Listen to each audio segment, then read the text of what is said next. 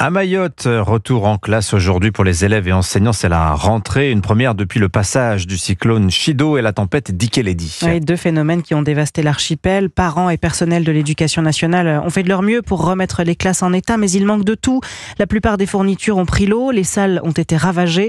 Le rectorat dénonce une rentrée à marche forcée voulue par le gouvernement dans de mauvaises conditions. Et c'est dans ce contexte qu'arrive aujourd'hui en séance plénière à l'Assemblée nationale le projet de loi d'urgence pour Mayotte. Oui, ouverture des débats à 16h. Objectif pour le gouvernement, aller vite. C'est d'ailleurs tout l'objet de ce texte, Jacques Serret. Après avoir échappé à la censure la semaine dernière, le gouvernement de François Bayrou présente là son premier acte législatif. En première ligne face aux députés dans l'hémicycle, Manuel Valls, le ministre des Outre-mer, a pour mission de faire adopter ce texte et ses nombreux amendements.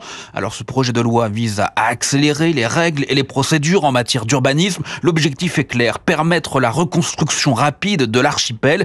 Concrètement, si ce texte est adopté, le gouvernement pourra prendre par ordonnance des mesures dérogeant à certaines règles de construction. Il s'agit de la fameuse loi spéciale promise par Emmanuel Macron le mois dernier, censée s'inspirer de l'exemple de la reconstruction de Notre-Dame où l'État s'était libéré du poids des normes.